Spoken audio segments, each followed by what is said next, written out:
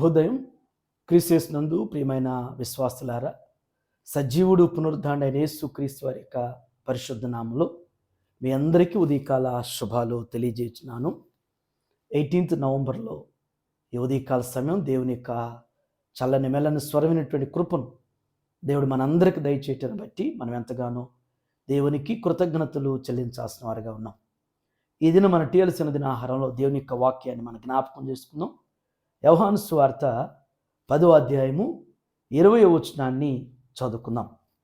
వారిలో అనేకులు వాడు దయ్యం పట్టినవాడు, వెర్రివాడు, వాని మాట ఎందుకు వినుచున్నారనిరి. దేవుని బిడ్డలారా, ఈ ఉదయకాల సమయంలో దేవుడు 2 శ్రేష్టమైనటువంటి విషయాల ద్వారా మనతో మాట్లాడుతున్నాడు.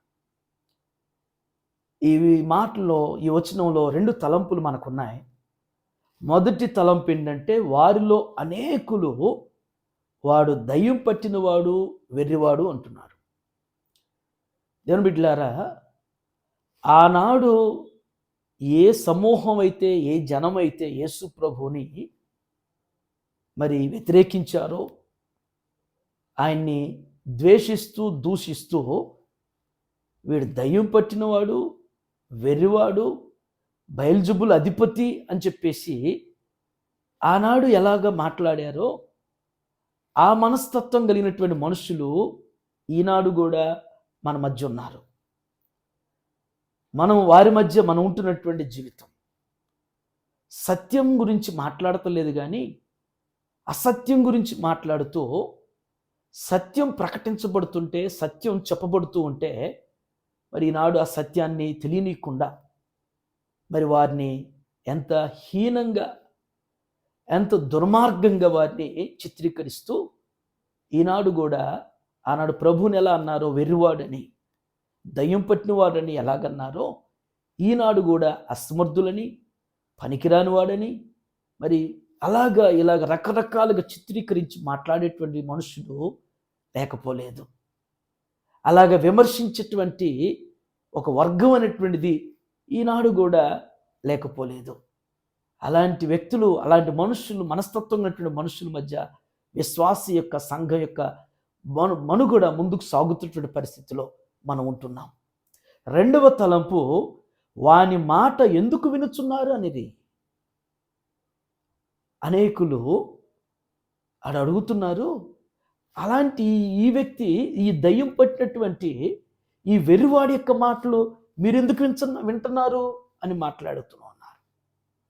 ఈనాడు అలాగే ఉన్నటువంటిది. ఈ మాట చెప్పబడుతుంది, అది దేవుని మాట. దేవుని మాటలో జీవమున్నది, దేవుని మాటలో శక్తి ఉన్నది, దేవుని మాట మనకు నెమ్మదినిచ్చేది, దేవుని మాట మనకి భరోసా ఇచ్చేది.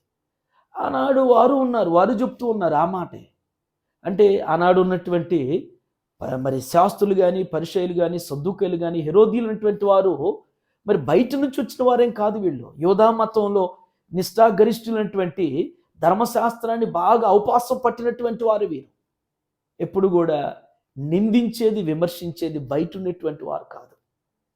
కొన్నిసార్లు మన ఇంట్లో వారే మనల్ని విమర్శిస్తారు, మన ఇంట్లో వారే మనల్ని నిందిస్తారు, మన ఇంట్లో వారే మన మీద దుష్ప్రచారం చేసేటువంటి పరిస్థితులు ఉంటాయి.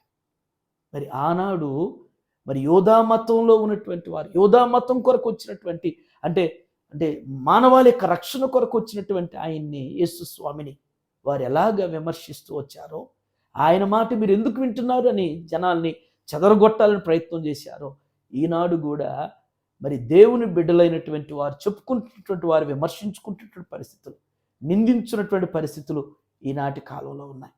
అయితే యేసుప్రభు వారు జ్ఞాపకం చేసినట్లుగానే మరి గొర్రె చర్మం కప్పుకున్నటువంటి తోడేళ్ళు మనస్తత్వం ఉన్నటువంటి మనుషుల మధ్య మీరున్నారు. మరి వివేకం కలిగి ఉండమని ప్రభువారు జ్ఞాపకం చేసినట్లుగా మరి విశ్వాసులైన సేవకులైన వివేకం కలిగినటువంటి వారుగా పరిచర్య చేయాలని చెప్పేసి మరి యేసు ప్రభు మరొక పర్యాయం మనకి హెచ్చరిక చేస్తున్నాడు. మనం మాట్లాడేటప్పుడు మన గ్రహింపు కలిగి ఎక్కడున్నాం, ఎవరితో మాట్లాడినా, ఏం చెప్తున్నాం అనేటువంటిది మరి అనవసరమైనటువంటి వితండమైనటువంటి తర్కలను పెట్టుకుంటూ మాట్లాడుతుంటే అది మంచిది కాదు. అది మనకి మరి సేవకు కూడా అది ఆటంకకరం, అభ్యంతరకరం అవుతుందని గుర్తెరుగుతూ మరి గ్రహింపు కలిగినటువంటి వారుగా మరి మాట్లాడేటువంటి రీతిలో పరిశుద్ధాత్ముడు అట్టి జ్ఞానాన్ని మనకు అనుగ్రహిస్తూ నడిపించుగాక. ఆమేన్. ఈ దిన మన క్వశ్చన్ ఏంటంటే, ప్రభుని ఆనాడు దయ్యం పట్టినవాడు, వెర్రివాడు అని ఆయన మాట ఎందుకు వింటున్నారు అని చెప్పేసి నిందించినటువంటి వర్గం ఉంది.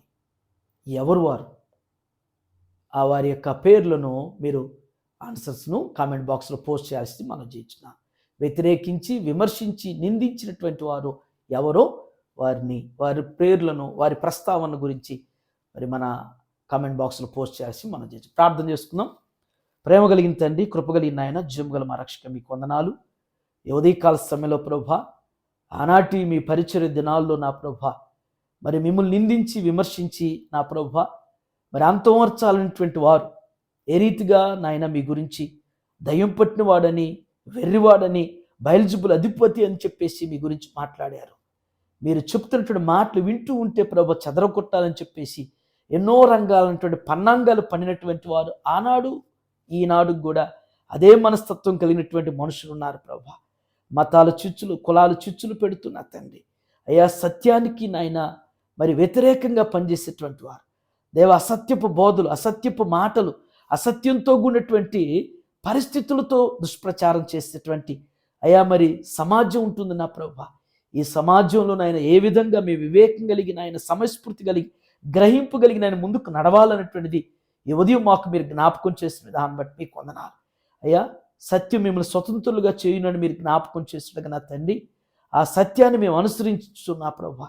సత్యం కొరకు నిలిచేటువంటి వారుగా బలపరచండి, స్థిరపరచండి దేవా. ఈ ఉదయం చేయాల్సిన గ్రహణం చూస్తున్న ప్రతి బిడ్డను, ప్రతి కుటుంబాన్ని కూడా మీరు జ్ఞాపకం చేసుకుని తండ్రి, బిడ్డలు చేయనటువంటి వారి పనుల్లో, వారి ప్రయాణాలు, వారి బాధ్యతల్లో మీరు వెన్నంటుండి నాయన మీ కృపాక్షేమములతో వారిని మీరు నడిపించి బలపరిచి దినదీవులు దయచేయమని యేసుక్రీస్తు నామములో ఈ ప్రార్థన మీకు సమర్పించుచున్నాను తండ్రి. ఆమేన్. God bless you all.